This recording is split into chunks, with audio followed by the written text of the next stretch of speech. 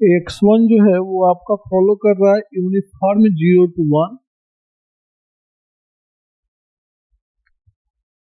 x2 follow कर रहा है यूनिफॉर्म 1 to 2। ठीक है, आपको बतलाना है कि expectation of x1 minus x2 given x1 plus x2 equal to 3/2 क्या होगा। किस टेस्ट का क्वेश्चन है, किसी को याद है ये?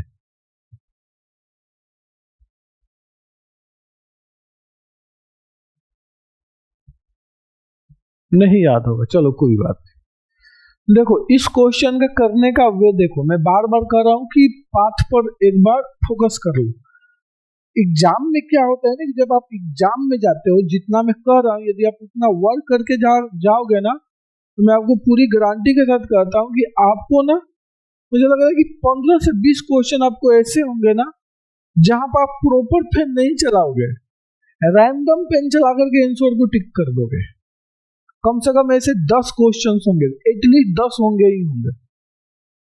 यानी 10 क्वेश्चन ऐसे होने का मतलब कि आप उस 10 क्वेश्चन को 10 या 20 मिनट ले लो, 20 मिनट के पहले सॉल्व कर लोगे। तो 20 मिनट के पहले सॉल्व करने का मतलब कि 180 में 20 माइनस कर दो, 160 मिनट में और कितने क्वेश्चंस बच गए? 15 क्वेश्चन। पर क्वेश्चन कितना टाइम गया कैलकुलेट कर लो। 15 का सॉरी 25 ना, 25 क्वेश्चन, हमें टोटल 35 क्वेश्चन करने हैं, तो उसके अकॉर्डिंग टाइम कैलकुलेट कर लो। 25 7 150, यानी पर क्वेश्चन आपको ऑन एवरेज 7 मिनट का टाइम मिलेगा। कितना भी डिफिकल्ट पेपर आप कर लोगे, लेकिन जितना मैं कर रहा हूं उतना करना पड़ेगा। ठीक है ना, एक हमें किसी भी चीज तक पहुंचने के लिए हमारे पास एक सही रास्ता तो पहले हो। जब हमें पता ही नहीं कि दिल्ली कैसे पहुंचना है, तो आप तो भटकते रहोगे ना। पहले दिल्ली पहुंचने का सही रास्ता तो ढूंढ लो आप। जब सही रास्ता ढूंढ लोगे फिर इधर उधर आप हाथ पैर मार सकते हो, लेकिन आपको यहीं तक कभी पहुंचने का रास्ता ही नहीं पता है, और थोड़ा भी ये लोग धोखा दिए तो हो गया, आपका कल्याण हो जाएगा। कहने का मतलब कि एक्चुअल डिफिनीशन ही आपको यहां तक पहुंचाएगा। जीरो से सोचना, डिफिनीशंस के रिक्वायरमेंट के अकॉर्डिंग सोचना, यही यहां तक पहुंचाएगा। इसके अलावा कोई कोई शॉर्टकट रूट भी होगा जो यहां तक पहुंचा देगा, लेकिन आपके पास एक ऐसा रूट होना चाहिए जो किसी भी केस में फेल ना हो। कितना भी तूफान आ जाए वो रूट फेल नहीं होगा, लेकिन ये सब कमजोर बांध है, कभी भी टूट सकता है, तो आपको डुबा भी सकता है, लेकिन कभी कभी इसके सहारे भी पार हुआ जा सकता है। कहने का मतलब कि जब आप ये कर लोगे तो इधर उधर शॉर्टकट रास्ते से भी काफी क्वेश्चन आप सॉल्व कर लोगे, जैसे कि ये क्वेश्चन है, ये भी क्वेश्चन उसी टाइप से। ठीक है ना, कि आप इसको कर सकते हो। जो बकलोलपन है, एक प्रॉपर वे क्या है जो कि होगा बड़ी डिफिकल्ट हो सकता है, भले कुछ भी हो लेकिन है तो सही हमारे पास, भले सुबह से शाम हो जाए लेकिन है तो। हम बाद में डिसाइड करेंगे कि छोड़ना है कि वहां पर सॉल्व करना है। जरूरी थोड़ा है कि जो चीज आ रहा है हम उसको सॉल्व करेंगे। अरे भाई अब टाइम ले रहे हैं तो क्यों सॉल्व करेंगे, स्किप मार देंगे। तो ये एक प्रॉपर वे है आपका जैकोबियन।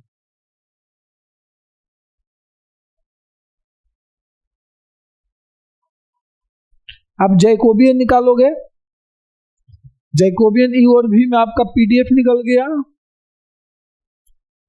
निकालने के बाद यूजिंग जैकोबियन, बस मैं मेथड बोल रहा हूं, मैं सॉल्व नहीं करूंगा। ठीक है ना, यूजिंग ये मैं वैसे ही एग्जाम में छोड़ दूंगा, इसको नहीं करूंगा। ठीक है ना, यदि ऐसे करना होगा तो मैं तो नहीं करूंगा, भले मुझे आ रहा है बात अलग है। हाँ मैं करूंगा, लास्ट में करूंगा जब मेरे पास और कोई क्वेश्चन इससे कम टाइम में सॉल्व करने वाला नहीं रहे, तो मैं करूंगा। जब रहेगा तो मैं इसको छोड़ दूंगा। तो ये निकाल लोगे, ये निकालने के बाद आप क्या करोगे, ये निकालने के बाद कंडीशनल निकालोगे। इसके लिए मार्जिनल निकालना होगा, नहीं जी, मार्जिनल निकालोगे, देन एक्सपेक्टेशन निकालोगे, इसके बाद आप एक्सपेक्टेशन निकालोगे। जब कंडीशनल निकल गया तो आप एक्सपेक्टेशन निकालोगे। यही मेथड है इन जनरल, किसी भी ज्वाइंट डिस्ट्रीब्यूशन के लिए इन जनरल तो यही मेथड है ना। सर एक और मेथड है, सर हमें डिस्ट्रीब्यूशन याद रहेगा तो पटक पटक कर देंगे। नहीं जी, डिस्ट्रीब्यूशन याद रहेगा तो पटक पटक कर देंगे। जैसे कि यहां पर मुझे याद नहीं है, ठीक है कोई बात नहीं, हमें और केस में याद है, जैसे कि expectation of x minus y given x plus y equal to 3 पूछ दे, वेयर x और y फॉलो करेगा पॉइसन विथ पैरामीटर 2, 3 कुछ भी ले लो, और ये इंडिपेंडेंट है, IID है। तो आपको सोच, हमें तो x माइनस वाई का नहीं, हमें x प्लस वाई का पता है ना, इसका कैसे होगा? तो कोई बात नहीं, इसको ब्रेक कर दो। देखो यही वाला मेथड है यहाँ काम आएगा, या यही वाला मेथड है यहाँ काम आएगा। ऐसा थोड़े है कि हम कसम खा लिए कि नहीं ये चीजें वैसे ही होगा। तो बस मैं खुद से क्वेश्चंस किया कि किस केस में पॉसिबल है। यहाँ तो हमें याद नहीं है, ठीक है बात सही है, हमें यहाँ पे याद नहीं है, हमें जैकोबियन अप्लाई करना ही पड़ेगा, यही हमारे पास एकमात्र रास्ता। लेकिन अब क्वेश्चन ये है कि क्या हम कहीं और अप्लाई कर सकते हैं?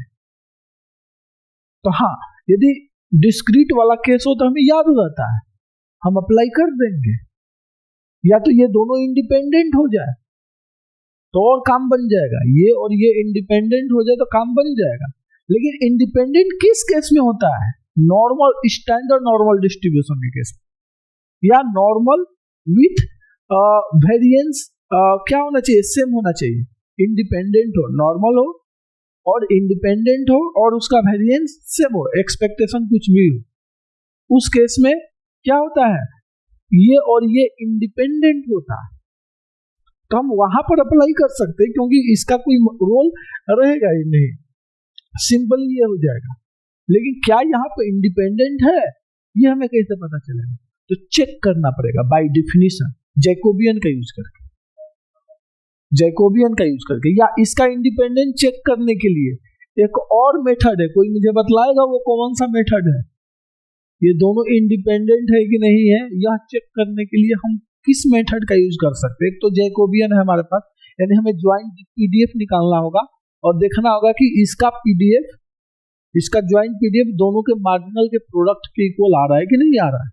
इसके अलावा कोई मुझे बतलाएगा? इसके अलावा आप क्या ट्राई करोगे इंडिपेंडेंट चेक करने के लिए? क्या कोवेरिएंस 0 हो जाएगा तो बोल दो कि इंडिपेंडेंट है। कोवेरिएंस 0 होगा तो क्या बोल दोगे कि वो दोनों इंडिपेंडेंट है? किस केस में बोलोगे? अगर कोवेरिएंस 0 होगा तो तो भाई किस केस में बोलोगे ये मैं पूछ रहा हूँ।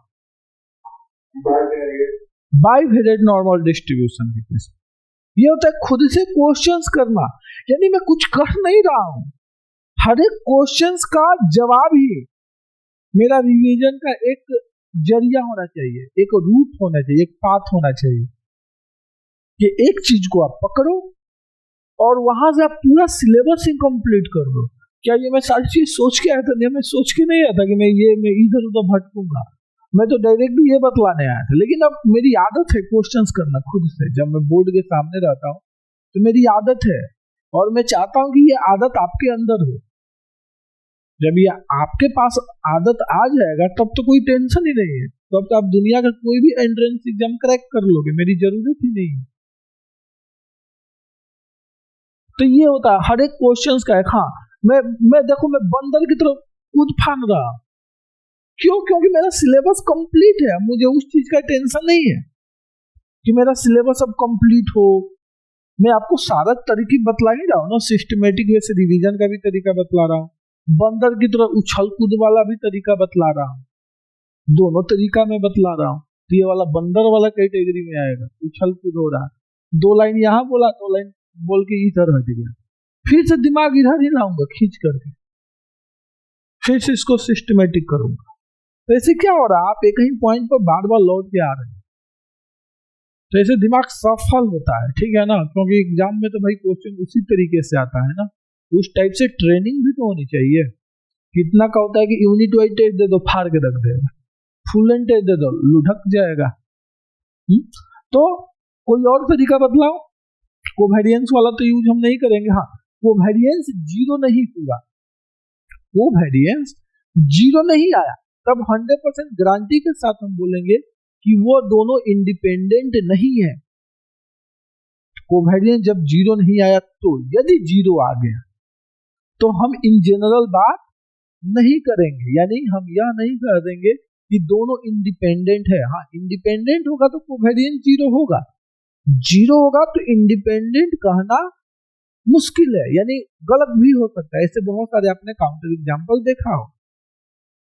लेकिन बाइवेरिएट नॉर्मल डिस्ट्रीब्यूशन के केस में ऑलवेज ट्रू है। इससे रिलेटेड में काउंटर एग्जांपल भी भेजा ग्रुप में कि बाइवेरिएट नॉर्मल होना ही चाहिए। उसी केस में इफ एंड ओनली इफ होता है, यानी बाइवेरिएट नॉर्मल डिस्ट्रीब्यूशन जब गिवन होता है, then if and only if आता है कि x and y independent if and only if covariance between x comma y equal to zero.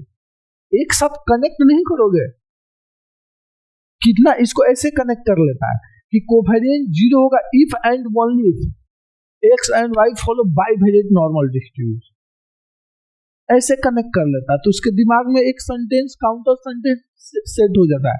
यानी दूसरे केस में यदि जीरो नहीं होगा, सॉरी जीरो होगा, तो हम इंडिपेंडेंट मीन्स बोल सकते हैं या उसमें नहीं बोल सकते। वो इसी को मकर जाल में बांधने लगता है। नहीं, इसको ब्रेक करो, जैसे कि बाउंडेड, देखो आप कनेक्ट करो, ऐसा सेंटेंस कहीं आया है? हाँ, ऐसा आया है। कहां पर? जब फंक्शन क्या होता है? बाउंडेड होता है। जब function bounded, if f is sorry if sequence n is bounded, if sequence n is sorry क्या मोनोटोनिक होता है ना? हाँ, मोनोटोनिक होता है। If sequence n is monotonic then it is convergent if and only if it is bounded. यानी bounded होगा तो कन्वर्जेंट होगा, कन्वर्जेंट होगा तो बाउंडेड होगा। कब? जब सीक्वेंस मोनोटोनिक गिवन हो तब। If sequence n is monotonic, then n is bounded if and only if it is convergent। और ये दोनों सेंटेंस, ये वाला सेंटेंस और बाइवेरिएट नॉर्मल डिस्ट्रीब्यूशन वाला सेंटेंस, दोनों मैचिंग है, दोनों ही मैचिंग है। अब यहां पर यही बोल दे कोई कि सीक्वेंस n इज बाउंडेड, जैसे मैं स्टार्टिंग में बोल रहा था, sequence n is bounded then it is monotonic if and only if it is convergent। यह false statement हो गया। जैसे -1 to the power of n upon में n, this is not monotonic but convergent है। यह monotonic नहीं है but convergent है, इसलिए यह स्टेटमेंट क्या है? false है। यह गलत स्टेटमेंट। किसी भी चीज को गलत काटने के लिए सिर्फ एक काउंटर एग्जाम्पल एनफ होता है, 50 काउंटर एग्जाम्पल देने की जरूरत नहीं है, सिर्फ एक सफिशिएंट होता है। तो ऐसे ही मैचिंग किया जाता है कि अच्छा ऐसा कहीं और मैच हो रहा है क्या? अरे दिमाग है, सब कुछ पढ़ लिए हो, सारी चीजों को कनेक्ट करो, सिलेबस इतना छोटा हो जाएगा, एक पॉइंट पे आकर के कन्वर्ज हो जाएगा, आपको ही अकेले जाना है। तो कोवेरिएंस जीरो नहीं हुआ तो 100% इंडिपेंडेंट नहीं होगा। जीरो हो गया तो कुछ नहीं कर सकते। तो हम कैसे चेक करें? किस क्या? अगर हम x2 में से 1 माइनस करेंगे तो बाद में उसको हम 0 1 बनाएंगे, फिर x1 गिवन जो x1 प्लस y। अरे भाई ये भी मैं यहाँ पर हूँ, तुम कहाँ सो रहे हो? मैं ये कर रहा हूँ कि इंडिपेंडेंट कैसे चेक करोगे इस टाइप के क्वेश्चन का। MGF बिल्कुल सही, हम MGF का यूज कर लेंगे, ये सबसे आसान मेथड होगा। ये नहीं कि हमेशा ही आसान होगा, लेकिन इस केस में आसान कि ज्वाइंट माने जैकोबियन साइकोबियन की जरूरत है, इन्हें ज्वाइंट PDF की जरूरत ही नहीं, जरूरत ही नहीं है। हम क्या कर लेंगे? ज्वाइंट MGF निकाल लेंगे और इसको हम प्रूफ कर देंगे। ये दिखेगा, प्रूफ क्या करोगे? ये क्लियर कट दिखेगा कि इसके प्रोडक्ट के फॉर्म में आ जाए। और ऐसा क्वेश्चन कराया गया फिर भी क्लिक नहीं करता, तो ढूंढोगे तब ना क्लिक करेगा, उससे बातें करोगे तो ना क्लिक करेगा, हवा में तो क्लिक नहीं करेगा। तो भले ही कहीं क्वेश्चन में कर रहा हूं, लेकिन आपका पूरा सिलेबस ही मैं कवर कर रहा हूं इस कंसेप्ट से रिलेटेड, और हर एक क्वेश्चंस का जवाब में क्वेश्चंस आ रहा है। तो ऐसे कर करके आप पूरा ज्वाइंट डिस्ट्रीब्यूशन ही कंप्लीट कर डालोगे, कुछ बचेगा ही नहीं, कुछ भी नहीं बचेगा। लेकिन आपको तो सिर्फ टाइम बचाना है, तो जब टाइम बचाना है तो बचाओ, मैं क्या कर सकता हूँ। तो ठीक है, अब ये होगा, इसका पूरा कवर हो गया, अब कुछ क्वेश्चन नहीं बचा। ठीक है, तो ये चेक करना होगा, तो ऐसे लिखेंगे, अदरवाइज ऐसे हम नहीं लिखेंगे। ठीक है ना, मिटाने वाला सिस्टम नहीं है, अदरवाइज ऐसे हम नहीं लिखेंगे। बकलोल हो गया है। ठीक, अब क्वेश्चन ये है मेरा कि यदि ऐसा दे दे जहां पर आपको कंडीशनल डिस्ट्रीब्यूशन पता हो, तो इसका तो नहीं पता, इसका पता है कि x प्लस वाई क्या फॉलो करेगा पॉइसन के केस में। ठीक है ना, या x गिवन आपको x प्लस वाई पता है, तो हम निकाल लेंगे कैसे, इसको हम ब्रेक कर देंगे लिनियरिटी। तो ये होता है बातें करते हुए लिखना, तो बातें करते हुए लिखो। ठीक है, जब बात करते हुए लिखोगे तो वो हो जाएगा expectation of y given x plus y, ये हो गया इक्वल टू 3। ये लिनियरिटी का कंडीशन फुलफिल करता है, एक्सपेक्टेशन लिनियरिटी का कंडीशन फुलफिल करता है, इसलिए मैंने ऐसा लिखा। तो ये भी सोचना होता है, ये नहीं कि दे देना आप सोच ही नहीं रहे कि आखिर हम लिख क्यों रहे। लिनियरिटी का कंडीशन फुलफिल करता है, इसलिए हम ऐसा लिख रहे। यानी जो भी स्टेप्स आप लिख रहे इस टाइम पर, उसका रीजन पता होना चाहिए, एकदम सटीक रीजन पता होना चाहिए। तो ऐसे ही रिवीजन होता है, और कुछ नहीं करना होता है। केवल क्वेश्चन सॉल्व करना रिवीजन का पार्ट नहीं है। आप वो स्टेप क्यों लिख रहे हैं यह सोचना, और उसके अंदर क्वेश्चंस पर क्वेश्चंस उठाना, यह रिवीजन का पार्ट होता है। ठीक है, तो ये हो गया, तो ऐसे हम कर लेंगे और ये आपका सॉल्व होगा। अब चूंकि आईआईडी है तो इसकी वैल्यू और इसकी वैल्यू दोनों आपस में क्या होगा, इक्वल होगा। तो यह क्या हो जाएगा, ये और ये आपस में इक्वल हो जाएगा, तो इसकी वैल्यू 0 हो जाएगा। क्या किया जाए कि यह चीजें ना दिखाई दे, जैसे कि यहां पर आपका 2x दे देता, 2x दे देता, फिर भी यही फॉलो करते, यहाँ पर कांस्टेंट बाहर आ। अब इन दोनों की वैल्यू आपस में इक्वल है, यहाँ पे क्या हो जाता, एक माइनस हो जाता, तो expectation of x given x plus y equal to 3 हो जाता। और आपको पता है पॉइसन के केस में कि x given x plus y equal to n क्या फॉलो करता है, क्या फॉलो करता है जी, बाइनोमियल n का मतलब n इंटू p। तो n की वैल्यू 3 है, p की वैल्यू ये वाला ऊपर आता है, तो 3 है ना 2 है, तो 2 upon 2 plus 2 lambda 1 upon lambda 1 plus lambda 2, तो कितना हो जाएगा 3/2 हो गया। लेकिन इस केस में हम नहीं लिख सकते, लेकिन कोई बात नहीं, हमें याद नहीं है तो एक जैकोबियन वाला मेथड है, करना बड़ी मुश्किल है, तो हम वैसे नहीं करेंगे। तब कैसे करेंगे जी, चलो ठीक है, इसका लिनियरिटी वाला पार्ट यहाँ पे यूज करेंगे। ठीक है, तो इसका जब लिनियरिटी वाला पार्ट यूज कर लोगे, expectation of x1 given x1 plus x2 equal to 3/2 minus expectation of x2 given x1 plus x2 equal to 3/2। चूंकि यहाँ पर आईआईडी नहीं है इसलिए मुश्किल है, यदि आईआईडी होता तो ये हमारे लिए आसान होता। यदि आईआईडी होता तो इन दोनों को मैं इक्वल कर देता, लेकिन x1 और x2 आपस में आईआईडी नहीं है, तो काम करते हैं क्या, इसको आईआईडी बनाया जा सकता है। तो आइए कोशिश करते हैं कि यह आईआईडी हो रहा है कि नहीं हो रहा है। ठीक है, तो आईआईडी करने के लिए क्या करो, इसको इस पर ट्रांसफॉर्मेशन अप्लाई कर दो, x2 माइनस 1 ये क्या फॉलो कर जाएगा, यूनिफॉर्म 0 से 1 फॉलो कर जाएगा। ये बात समझ में आया, लीनियर ही है, ज्यादा मुश्किल नहीं है। ये बात समझ में आया जी? आया। तो x1 और यहां पर इसका नाम y2 रख देता हूं। तो x1 एंड y2 IID हो गया।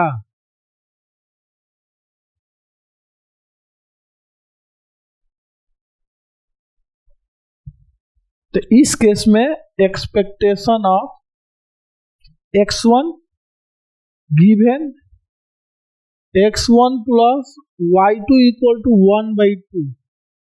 ये कैसे 1/2 आ गया? देखो यहां पर दोनों साइड -1 कर दिया तो ही ना y2 लिखोगे, जब दोनों साइड आप -1 करोगे। क्लियर है? उम्मीद करता हूं कि समझ में आया होगा। ठीक है, फिर यानी equal to expectation of y2 given x1 plus y2 equal to 1/2। ये दोनों आपस में इक्वल हो गया इसकी वैल्यू, क्योंकि दोनों क्या है? IID है। ठीक है, तो जब दोनों IID है यहां सब क्या हो जाएगा?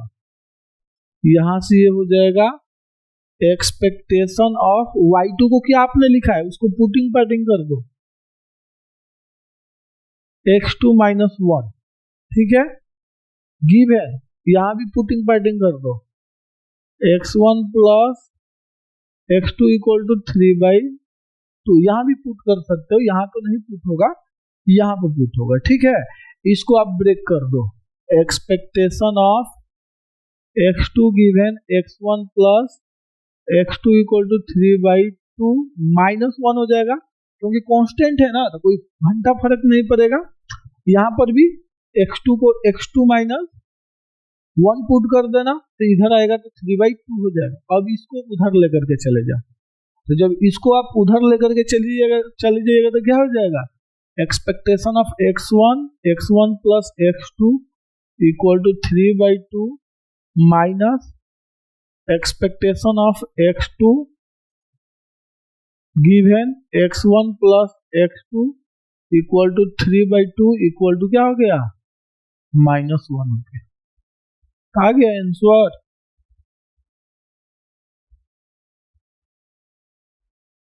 तो ये हो गया। तो या अब ये देखो कि ये चीजें कनेक्ट कैसे हुआ। अब इसको सोचो कि ये चीजें कनेक्ट कैसे हुआ। तो इसमें ऐसी कोई चीज नहीं है जो आप पहले से नहीं जानते, सब कुछ जानते हैं। ऐसा इसमें कोई चीज नहीं है जो आप पहले से नहीं जानते। अब बात कहां पर फंसी थी कि मैं यहां पर सिर्फ नहीं सोच रहा था, यहां पर चीजें सोच लिया जाता तो ये क्वेश्चन कितना आसान हो गया सॉल्व करना। यदि इसी चीज को यहां पर सोच करके इसको IID बना दिया जाए तो ये क्वेश्चन बहुत ही आसान हो गया हमारे लिए।